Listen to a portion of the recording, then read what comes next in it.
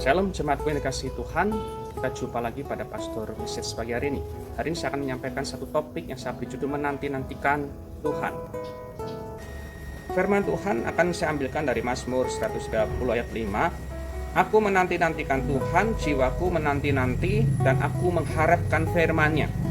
Saya sambung dalam Mazmur 41, aku sangat menanti-nantikan Tuhan, lalu Ia menjenguk kepadaku dan mendengar teriakku minta tolong. Setiap kita dalam doa selalu menunggu jawaban dari Tuhan. Ada saat kita berdoa sampai dengan kita mendengar jawaban dari Tuhan, kita sadari bahwa ada waktu tunggu.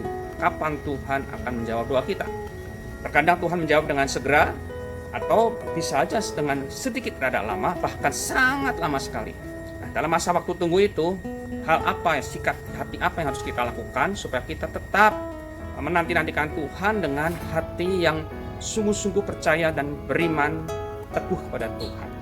Tuhan menjenguk dan akan menolong kita, kata firman Tuhan dalam Mazmur yang kita baca tadi. Dan itu yang kita harapkan. Kita harus sabar menunggu kapan Tuhan bertindak menolong kita. Ada 3 sikap hati yang harus kita lakukan. Yang pertama adalah jaga ketulusan dan kejujuran. Yang kedua, jauhi kejahatan. Dan yang ketiga, nantikan firman-Nya. Mengapa kita harus menjaga ketulusan dan kejujuran hati kita? Firman Tuhan dalam Mazmur 25:21 berkata, ketulusan dan kejujuran kiranya mengawal aku, sebab aku menanti-nantikan Engkau. Saudaraku, kita harus jaga ketulusan hati dan kejujuran hati. Kalau kau bekerja, bekerjalah dengan jujur. Kalau kau bekerja mengabdi kepada pimpinan kita harus melakukannya dengan tulus hati. Jangan tergoda oleh situasi dan keadaan yang mendesak. Barangkali kita butuh dana, keuangan yang sangat mendesak untuk keperluan keluarga, apakah anak sekolah, apakah berobat karena sakit, ataukah hal-hal yang lain. Jangan pernah kita kehilangan kejujuran dan ketulusan hati.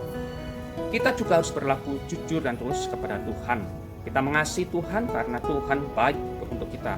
Kita mengasihi Tuhan, kita beribadah kepada Tuhan bukan karena sekedar kita mengharapkan berkat-berkat-Nya, dan ketika berkat tidak kita terima, kita kemudian menjadi marah, kecewa kepada Tuhan, dan bahkan kita berlaku serong mencari bantuan kepada orang lain, kuasa-kuasa lain selain daripada Tuhan. Itu artinya kita bertindak tidak tulus dan tidak jujur di dalam kita mengasihi dan mengikuti jalan-jalan Tuhan. Sikap hati yang kedua adalah jauhi kejahatan. Mazmur 37 ayat 9 berkata, sebab orang-orang yang berbuat jahat akan dilenyapkan, tetapi orang-orang yang menanti-nantikan Tuhan akan mewarisi negeri. Seperti apakah orang yang dikatakan jahat di mata Tuhan? Ada 2 hal. Yang pertama, kejahatan itu bisa berupa kejahatan rohani, ya. Kejahatan rohani bisa berupa okultisme, penyembahan berhala, pergi ke dukun-dukun, ya, pakai jimat-jimat, menggunakan sihir dan sebagainya. Semua itu adalah bentuk dari kejahatan rohani yang sangat dibenci Tuhan. Itu adalah kejijikan di mata Tuhan. Jadi saudaraku, kalau Anda terlibat, segera bertobat, karena kalau Tuhan jijik dan Tuhan marah, maka jalan hidup kita pun akan menjadi semakin sulit dan runyam. Tapi kalau kita setia, jaga hati, tetap mengasihi Tuhan dengan tulus dan jujur, Tuhan pasti akan menolong kita. Yang kedua, kejahatan secara lahiriah, ya, mencuri, korupsi, memanipulasi atau memalsukan barang-barang dan sebagainya, itu adalah sebuah bentuk kejahatan lahiriah. Hindari semua itu, saudaraku. Kita harus berlaku tulus dan jujur. Kita harus menjauhi segala bentuk kejahatan yang Tuhan benci. Maka Tuhan pada waktunya akan menolong kita.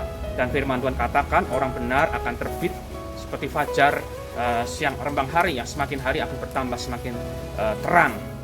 Hal yang ketiga, saudaraku, di dalam kita menanti-nantikan Tuhan, ada langkah ketiga yang harus kita ambil, yaitu kita menantikan firman-Nya. Ya, kita menunggu menantikan firman-Nya. Kita menunggu menantikan tuntunan Tuhan dalam hidup kita. Bagaimana cara kita bisa menerima tuntunan Tuhan? Ya, bagaimana cara kita bisa menerima firman-Nya itu? Ada 3 hal. Yang pertama, kita bisa lewat doa dan membaca firman Tuhan. Ya, Tuhan akan banyak berbicara lewat saat teduh, ya, mesbah keluarga, lewat komunitas peka yang kita terus ikuti dengan setia, dan lewat pembacaan firman dan kemudian melakukan firman Tuhan, maka Roh Kudus akan memberikan tuntunannya. Dia bisa berbicara lewat segala hal yang ada sekeliling kita untuk menyampaikan firman-Nya. Yang kedua, saudaraku, menantikan Tuhan bisa dengan cara kita berpuasa. Berpuasa bukan cara atau alat untuk memaksakan Tuhan untuk menjawab doa kita, memaksakan Tuhan untuk memenuhi kebutuhan dan keinginan kita. Bukan, saudaraku. Berpuasa adalah mematikan daging dan menenangkan jiwa, pikiran, perasaan, emosi kita yang kalut mungkin karena masalah, dan mengambil waktu duduk diam di kaki Tuhan, membukakan diri dan hati kita masuk ke dalam dimensi rohani supaya kita bisa lebih peka lagi untuk mendengar tuntunan dan suara Roh Kudus. Dan yang terakhir, jangan tinggalkan komunitas. Mari berkomunitas. Engkau akan lemah kalau engkau sendiri, engkau akan kuat kalau engkau ada dalam komunitas. Seperti lidi sapu lidi, ya, kalau tunggal dia mudah patah, tapi kalau banyak dijadikan satu dia akan jadi kuat. Engkau akan mudah patah, engkau akan mudah lemah dan patah semangat kalau engkau sendiri. Tapi kalau engkau ada di dalam lingkungan teman-teman komunitas yang sehat, komunitas anak-anak Tuhan, maka banyak orang yang akan mendoakan saudara. Sadar atau tidak sadar, pagi, siang, malam ada banyak orang sekeliling saudara-saudara seiman yang mendukung saudara, berdoa untuk saudara. Bahkan pemimpin gembala kita pun berdoa untuk pergumulan hidup saudara. Maka pada waktunya kau akan keluar sebagai pemenang. Tuhan Yesus memberkati saudara.